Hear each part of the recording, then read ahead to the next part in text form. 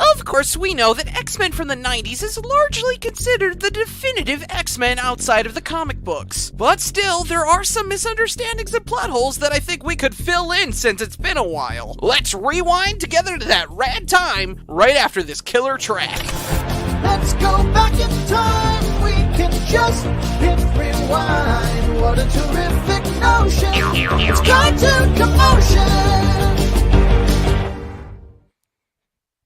Hiya homies and home dogs, we're back with more X-Men. I'm Cade, your favorite cartoon weirdo, and of course there's the best banjo-playing pig and most excellent cartoon co-host in the whole wide world, Jiggy the Piggy.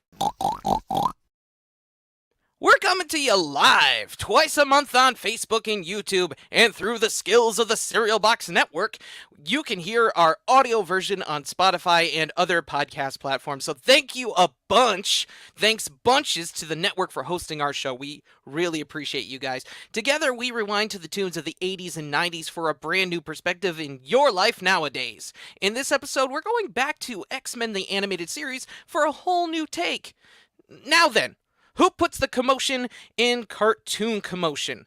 That's right, guys. It's you. Let's check in with the chat.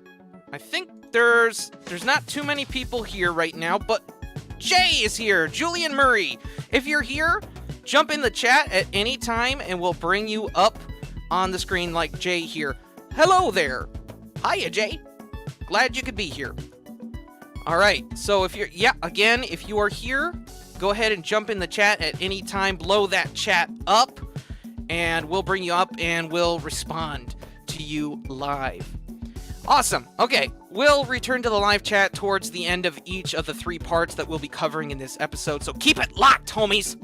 Now, let's break down X-Men the Animated Series. Previously on Cartoon Commotion, we spoke with Saturday morning cartoon historian Mark McCrae on the original X-Men the Animated Series and its production struggles, how it overcame all expectations set by executives and even exceeded the expectations of the creative team behind the show. So if you missed that, you can find the previous episode linked wherever you're listening or watching this episode. It's probably going to be in a playlist type thing. We have a playlist on YouTube, and I think on Spotify you can find it all in one collection. So this time around, we're venturing into the into completely new territory. Game-changing perspective shift stuff that might make you a bit confused at first, but stick around because it's gonna blow your mind and make you all jazzed about X-Men all over again. X-Men had a run of 76 episodes from 1992 to 1997. The series took the comic book team and focused less on the fights and more on the dramatic tension between characters and their relationships. This series only changed one aspect of the mutants. It brought them into contact with normal humans more often, which was the basis of the entire series. Some of the antagonists weren't even supervillains. They were just misguided, angry, and fearful average humans. Some of the mutants would go up against, would give up their powers for the chance at a normal life. There's few perspectives on their global situation that were given right away, right out of the gate in the first episode. There's a few perspectives on their situation. In this episode of Cartoon Commotion, we'll be looking at how every single person watching could relate with Jean, how Rogue's troubles might have been fixed entirely, and how Scott/Cyclops has been misjudged severely. All that and a little more coming at ya fast, so hang tight, homies. Alrighty, Jiggy. Strum that bodacious banjo and let's kick this stream up to 11-7.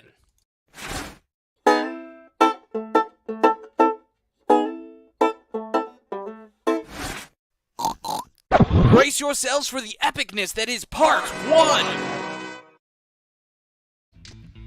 Jean's powers of relatability. Alright, let's dial it back a second, rewind, and elaborate on Jean's power set. She's telepathic, which means that she can read minds and communicate mentally, and she's telekinetic, meaning that she can also move objects with her mind. But you might not know that she had another ability that's way beyond those. And that's kind of insane to even fathom. Until reading from the pages of Eric Lee Waltz previously on X-Men, I had no idea that Jean Grey wasn't originally supposed to be a main character at all. No, she wasn't. But in the crafting of the series, the writing caused her to grow out of a side character role and become the emotional core for the X family.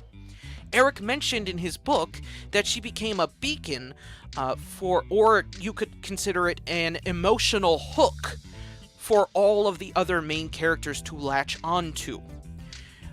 But as the series progressed, we were introduced to the Phoenix Saga, and a less than obvious part of Jean's personality was brought to the surface in that saga. It's really neat to see how a side character can morph from an almost non-essential role to a very essential position in the story after just a little time spent on the material. Her additional power was explained during the events of the Phoenix Saga. That was towards the tail end of the adventure, actually. The Phoenix explained that it chose Jean as a host body for itself because of her empathic abilities. Hold up! Okay, sit back and listen up, homies, because this is where things start to click and get mondo super interesting.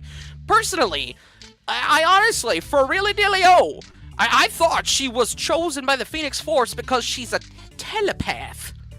But no! It's way deeper and more realistic than that, okay? And I'll break that down for you in a minute, but I gotta say, back when I was watching this growing up, back then, I never would have had even the foggiest clue what an empath really was. I just thought it was, because of all of her major mind powers, and the alien chose her to wield its crazy, funky superpowers because of that. I was clearly very wrong. And I think most everyone listening or watching right now pretty much figured that out already. But, I'm serious. If you already know this, I apologize. But I did a little digging. I've done some digging. and I've got some information on empathy. Okay, so having empathy is the ability to understand and even share in the feelings of someone else. So it's actually way more relatable to us as something that we can experience ourselves. And you can go ahead and Google me on that. Go ahead and fact check it, whatever. It's real. Empathy is something that all humans can feel. Which, I hope you feel empathy. Anyway, as a viewer or a fan of the cartoon, we're totally not going to be able to read minds or shoot lasers from our eyes or sprout a pair of bird wings or effortlessly toss a 1987 BMW like it's a football. Unless for some reason you connected with the X-Men because you're also a mutant in hiding. You can email us. We should do lunch sometime. Oh, for sure, Jiggy. It would be majorly dope if we could find some mutants and hang out at the mall sometime. We could have a mutant posse or something. Right on. Anywho's, as a viewer, it's much more likely that we could connect with a very real and raw human experience, which is empathy. It's a feeling for other people, their emotions, feeling the way they feel, feeling for their situation and how they feel in it. That's a clue for what I'm leading into. It's basically the same thing we do mentally every time we watch anything that features an emotional situation of any kind. If you don't feel for the characters in the slightest, that's just bad writing. It's just bad.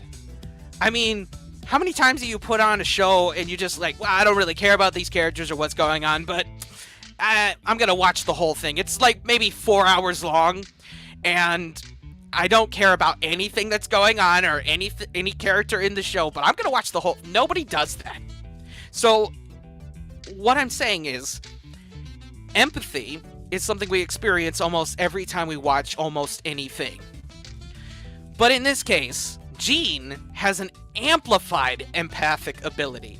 She's also a telepath, which allows her to literally feel what other people around her are feeling.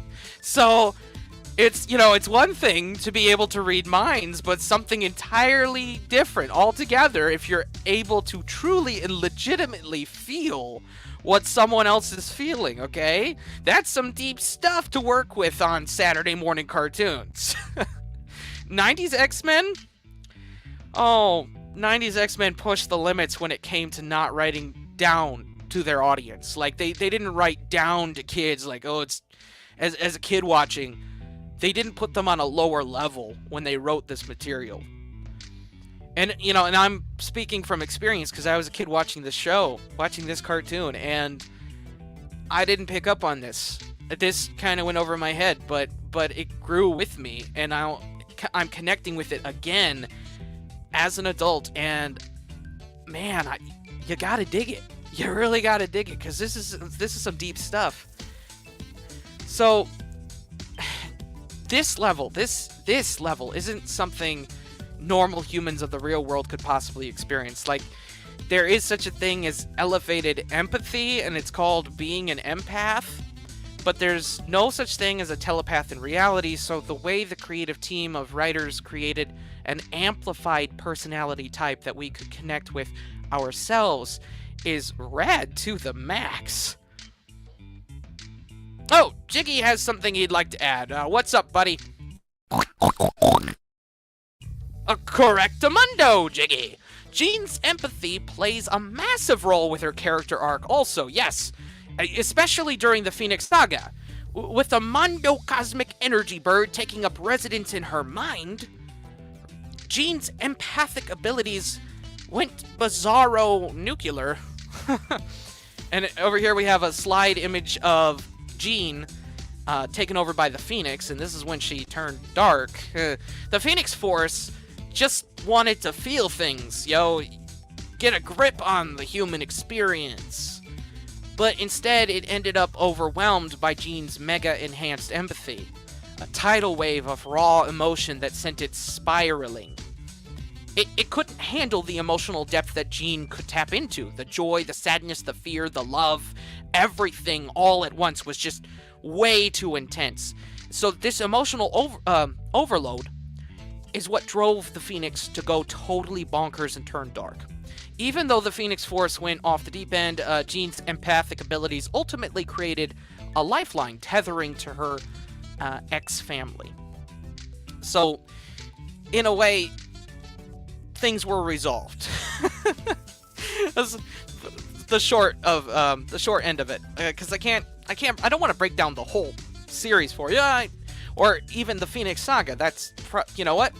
If you want me to do the Phoenix Saga, maybe we'll do a bonus video, or maybe we'll save that for a special. Maybe. There's a lot to uncover there.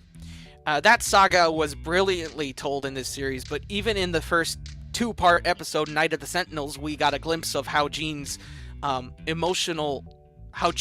the emotional stronghold for the team. Right after the death of their teammate Morph, she came between Cyclops and Wolverine, who was greatly affected by the loss, and he openly blamed the death of his friend on Cyclops' leadership. She defended Cyclops, saying it's not his fault. As Wolverine bailed out to clear his head, she tried to tell him that it wasn't his fault either, but he didn't really hear her. He was driving away in a fit of rage. Well, knowing what we know now, this wasn't just an instinct. She actually knew that he was blaming himself because she could sense it. I think looking back with that perspective really changes the whole thing. Like, I love it when things are revealed over time. Like I said, growing up with us. But the more that this series laid out for us to pick up on, the more bodaciously fascinating it becomes, friendos. This wasn't something that you'd watch and be done with. Much like Batman the Animated Series, as your perspective grows, it grows with you. Your enjoyment and experience with the cartoon becomes entirely new when you watch it all over again. Oh, yes, Jiggy, there are a few people showing up right now. Let's check in and see what's happening. Hiya, chat. All right, who's here? Mr. B-Man says hi. Sherry Edgen says, hiya, Cartoon Commotion. Mr. B-Man says, didn't the movies give you the idea that the Phoenix was always a part of her? Yes, I think the movies, the live-action movies kind of skewed the idea. They kind of twisted it a little bit, because the Phoenix was totally different in the animated series. Completely different. And Julian Murray says, they should check out our mutant recruitment program.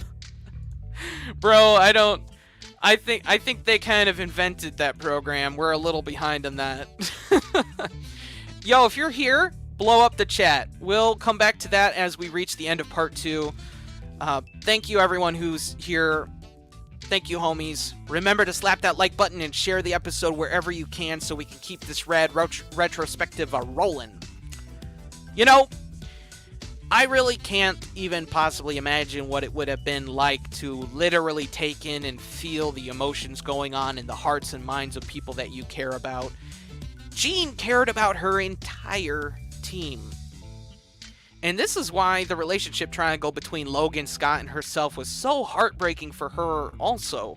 Because she could feel what Logan was feeling too, as she turned away from Logan's love for her and chose Scott. The trouble is that Scott and her were intertwined mentally, and that's deeper than you might think also.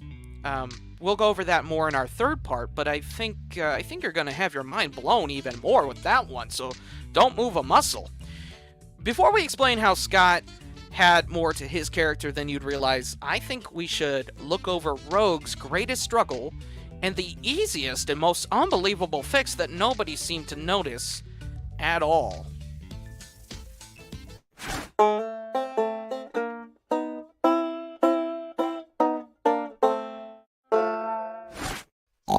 Oh, so you thought that was all we were gonna do? Now it's time for part 2. Solving Rogue's problem. Rogue might have been super strong, but she was aching on the inside all the time. Rogue's powers kept her incapable of having a real relationship, incapable of touching another person. Eric Lewald said in his book that this was a very simple human joy. But for her, it was heartbreaking. She couldn't touch another human being without draining them of power, strength, or energy, much like a parasite, but uncontrollably so it's major harsh. It wasn't something that she chose. She would have sooner chose anything else. Her inner struggle was, of course, majorly amplified by the situations that surrounded her. In the second episode, she was reminded of the boy that she kissed, Bobby, and here we have a slide image of her and Bobby. He wound up hospitalized in a 3-day coma as she accidentally drained him of his strength when they kissed. It's not hard to imagine how Rogue could feel like a monster because of her mutant abilities. She was always careful not to get too close to who she cares about, in fear of how she might hurt them. A lot like in the episode Deadly Reunions, Rogue apologized to her fellow X-Fam before using her powers on them all the time, knowing the energy-draining effect it would have. In that episode in particular, Rogue has to do CPR on Cyclops. If she didn't, he would have died. In the process, she absorbed some of his power temporarily, and her eyes shot uncontrollable energy beams. Scott had to help her get them under control. Basically just yelling, "Close your eyes!" But it was a pretty intense moment if you watch it. Okay, it's not as silly as I'm making it out to be, but it was really intense. Besides the mutants with physical appearance troubles, Rogue more than any of them wished for a cure. She longed for a real relationship, but without being able to touch another human, she felt this was impossible. Bobby actually went to the extent of aligning himself with an alien race, all for the sake of a possible relationship with Rogue. Talk about a whack move! A totally whack move. He'd become some freaky space reptile in a desperate attempt to reunite with her. But thankfully, Rogue had her head in the right place and totally bailed on that whole deal. That's a whole other story, and if you haven't seen the series, I highly recommend that episode. It's really good. She didn't want that life for Bobby or her or anyone, really. The sad thing is that Bobby actually chose to stay a part of that alien colony. Yeah. Cockroaches. Wolverine called them cockroaches. And Rogue sort of blamed herself for this too, and you gotta admit that you gotta see how that would add to her troubles, her aching soul, basically, because she feels responsible for that. That's terrible. And of course, as an X-Men fan, as an X-Men fan, we all know that Gambit loves Rogue. He would flirt with her to no end, and she practically took this as a mockery of how she felt incapable of a relationship with anyone. She would turn all that and act like you gotta be kidding me, teasing me, you gotta be messing with me. Gambit, though, was seriously in love with her and made it apparent at any opportunity he could find. She was interested in him too, though. Season 1, Episode 9 of the Radical series, the X-Men crew were putting the X-Mansion back together after a Juggernaut encounter.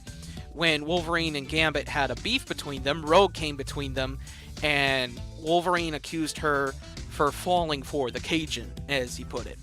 Professor X then learned some heavy, strange news about Dr. Adler's dodgy mutant cure. There's like a scheme going on over there on Muir Island in Scotland. Rogue had it with her powers, of course, and clearly interested in Gambit, she decided to check it out and kick her curse to the curb. Gambit wasn't down with that, though.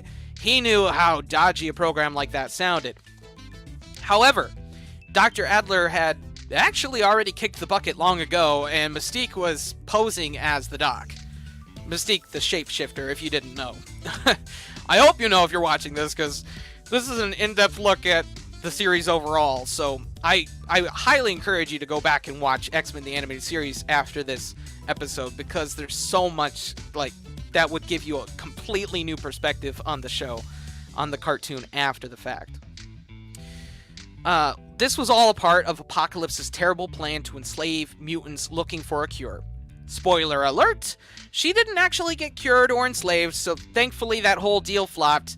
The point is that Rogue wished so greatly to get rid of these powers that this was a curse. She would get rid of it because it is nothing more than a curse to her.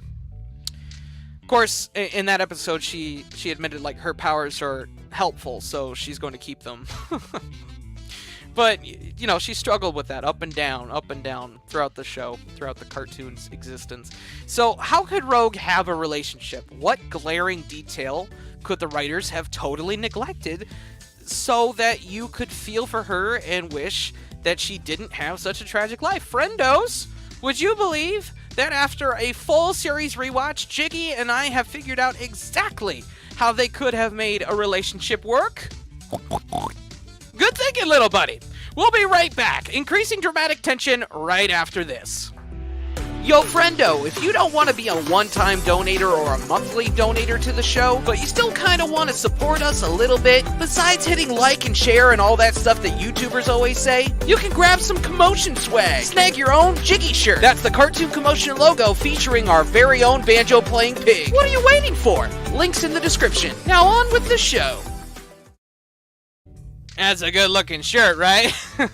Yep, there's a link in the description or show notes wherever you find this episode for the Jiggy shirt, so check that out if you get the chance. Alrighty, we are back now to answer the burning question. How could we have solved this problem for Rogue? Genosha. That's it. No, but really, Genosha is the solution to Rogue's power problems. She was looking for a cure, and there's literally a technological fix right in front of her that I don't think she was capable of learning about. The writing totally held her back for our benefit as viewers. If she had been able to figure this out, her emotional condition would be all good, yo. Correctamundo, Jiggy. if she could have gone this route, we probably wouldn't have been able to feel for her the same way anymore. And that would have killed the core value of this series entirely. You are so right, Jiggy. When you're right, you're right. In episode 7 of season 1, Slave Island, Rogue is notably absent from the main plot and only comes in at the end in a rescue party. And this screenshot is actually from where she sort of comes into the picture. If she had been a part of the main story of this episode, then she might have gotten what she wished for so much. A way to experience human touch. You see, Genosha was a slave island, as the title implies, capturing and enslaving mutants, and they created something that might have helped Rogue in the long run. Now, I don't know how technical we could get with this, but, well, actually, I'm sure a few of our homies might have some theories or insight on this already. John Ellis, I'm looking at you. Because, I'm sure he could come up with a couple theories. The mutant control agency behind Genosha had at this point, created power-neutralizing collars that go around, around their neck. It was sort of barbaric, sure, but they would actually completely cut off a mutant's powers. As far as I could tell. So, pause and think for a minute of how this could have been a technology that mutants could have used to hide their mutations from an aggressive world, or at the very least, to live less intense lives. Rogue could have used this to start a true relationship with Gambit. He was willing to risk his life to be with her, and she would have removed her own powers forever if she could be with him. Imagine you're in her shoes. This would be a major no-brainer if it worked this way. So I'm not 110% positive it could work this way, right? But if it could work this way, she would have been able to live a semi-normal life. Without it, you could say that she was living as a prisoner in her own skin. Check out this picture. She's watching Jean and Scott holding hands, walking away. She's sitting at this control center. It's a really sad sight. It's a totally relatable vibe that we all have sometimes, but she had it literally all the time. Homies, did you ever wonder why she wasn't capable of getting hold of this tech? Or even getting a miniaturized version of this technology where it would have been helpful to her plight, Have you ever even considered this as a possible solution for Rogue? That's what I want to know. I want to know if anyone else has ever thought about this, because to me it seems like a definite possibility. But yes, if she had anything like this at her disposal, she wouldn't have something personal that we could connect with, as Jiggy pointed out. The creative team behind X-Men knew that this was more about the emotions than the fights. This was relationships and personal struggles between those relationships. We related to her pain. We had major empathy for her, wishing she could overcome her inability to even just hold someone's hand without gloves on, that is. Oh, thank you for the reminder, little buddy. Let's jump on over to our live chat real quick. Homies, who's kicking it with us right now? We got some new chat messages. John Ellis! John Ellis, did you hear me say your name? Did you hear me say? Because I did say your name earlier, John. Okay. In the comic version of the Dark Phoenix arc, one of the most memorable sequences was when Jean visited her family and realized to her horror that the Phoenix Force removed all her filters and boundaries. Suddenly, she knew everything her parents and sisters thought and felt. Nothing's sacred, nothing private. A normal human would have trouble coping with that, much less a nigh omnipotent cosmic entity. Well, yeah, that's a pretty large take on Phoenix overall. My thought on Jean was more on what she dealt with on the regular, combined with what the Phoenix did in the animated series. But that's a good note from the comics, John. Thank you for that. It's interesting. Nostalgic! I'm hoping I'm saying that the right way and that it sounded super awesome. Hey, yo, tuning in at Petco time. Oh, at Petco, while I find some pain relief solutions for my old doggo. Aw, that's adorable. I hope your dog does well. Jimmy has a channel, Nostalgic, and it is super awesome. It's rad to the max. If you get a second, go check it out. He does sort of what I do, but like on the vastness of the 80s and 90s, and he does it in this really cool micro documentary style. So if you've never seen one of his videos, I highly recommend it. Go check him out. Nostalgic. B-Man, Mr. B-Man, he says every character made the show, even the ones that were supposed to be bad. Yeah, okay. Yeah, I mean, like Magneto. I mean, kind of in a gray area there because Professor X was like best friends with Magneto, so that's very true. So, hiya Nostalgic, hiya John, hiya J-Man, you're still here. If you're still here, get in the chat, man. Mr. B-Man, every character made the show, yes. Okay. Thank you so much for being here, guys. We'll come back to that live chat near the end of part 3, so hang tight till then, homies. We've got more to talk about. So, Rogue's greatest personal struggle was something that we connected with. We could resonate with the feeling of greatly desiring something that we could never actually have. I think that's a very human feeling. According to the story, these collars suppress mutants' powers, meaning they could temporarily cut off the use of a mutant's power. And I'd be interested to see if they could, if that could work for Rogue at all. But then again, I also completely understand the value of her not getting this solution. No problem, Jiggy Dude. Come on in and say what you gotta say. Jiggy? Oh, yeah, no, I know it's a bummer, little buddy. We all want Rogue's troubles to be over so she can be happy. But that's the whole deal, Right, because why would we care for a character if everything's a total cakewalk for him? It would do the writing zero favors. It's just like you said earlier, buddy. The creative team behind the series knew that all too well, and I think that's why Rogue wasn't on Slave Island. Now then, our show's not quite over. We gotta kick things up to 1177 one more time as we explore one of the cartoon's worst misconceptions.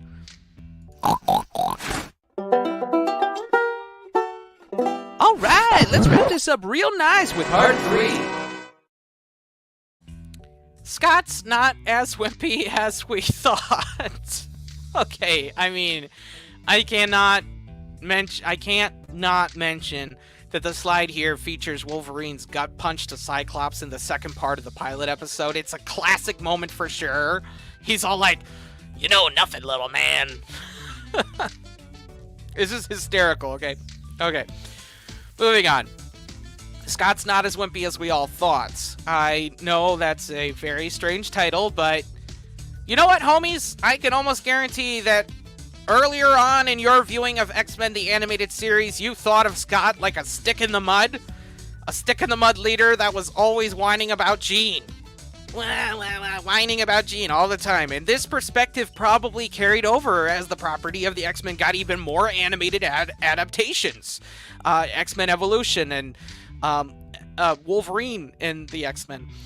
I've spoken to a few X-Men fans over the years, and most people I meet often tell me that Scott, Cyclops, is a wimp, or whiny, or just plain annoying. And yeah, okay, I guess there's times where a character like him can be seen as any of those trope, stereotype things.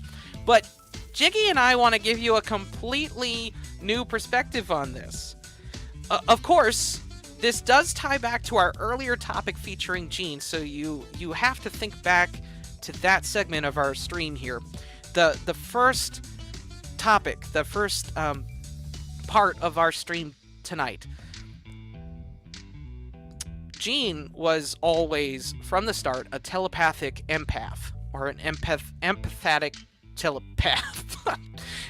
Jean was always a telepathic empath, meaning she could actually feel what others are feeling and feel for them and internalize their feelings also. Keep that in mind. Now, Scott had the pressure of making command decisions, keeping everything in check for Professor X as an extension of his leadership on the field. Professor X couldn't be out there on the field fighting crime and saving the day with the X-Men, so Scott typically filled that position, being the leader out there on the field and keeping everything in check. All the while, Jean and Scott actually had a mental link. Scott could mentally feel for her just the same as she for him. This is like marriage on a deeper level, okay? I want to say that one more time, just in case anybody didn't pick up on that. This is like marriage on a deeper level. It's mental, okay?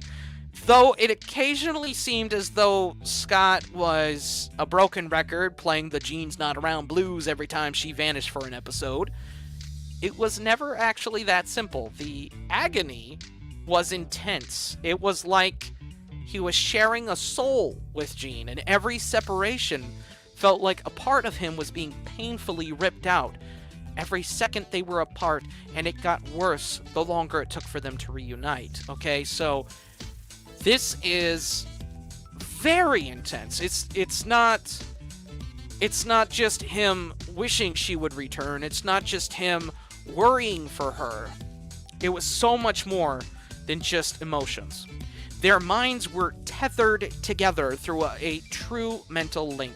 It was like half of yourself being ripped away and nothing to numb the pain, like a limb being slowly pulled from your body. The torture this would feel like must have been majorly harsh on the both of them. Oh, what's up, little buddy? You got something you want to add?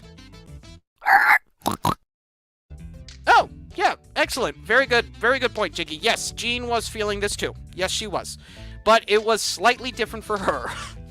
Because she, unfortunately, couldn't help Scott through this. While she too felt the divide between them, the Phoenix Force kept her control locked down during their longest time apart, which was the Phoenix Saga.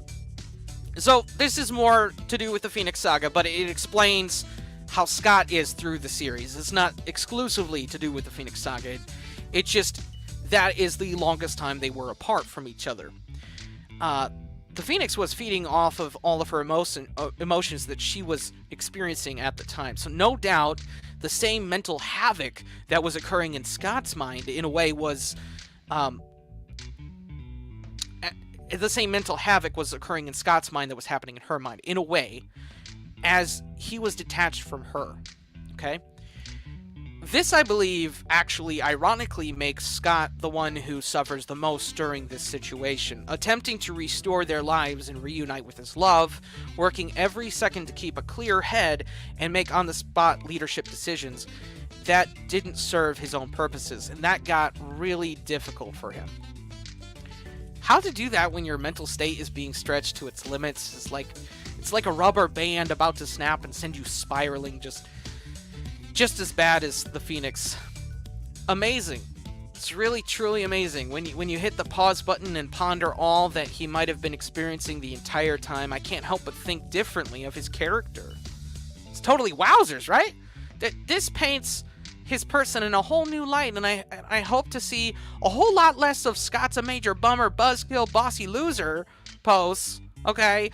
And more people seeing the struggles that he was facing as a leader and personally between himself and Jean. Come on, people. Come on.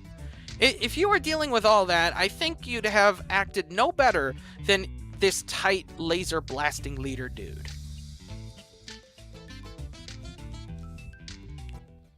As we said in our previous episode, Margaret Lesh knew these mutants would make good television, because you could connect to them like real people with real struggles. Characters who weren't just fighting for good or evil, they were fighting for ideals, for what's right in a world gone wrong. Something the world could relate to timelessly. But it was told best in the 90s. Hey, if you need more X-Men, you can check out our previous episode with Mark McCrae. Oh, and yeah, we still check our emails because we're cool like that. Every which way you can contact us is at cartooncommotion.com. That's one word, cartooncommotion.com. Or, a Google search could find us too.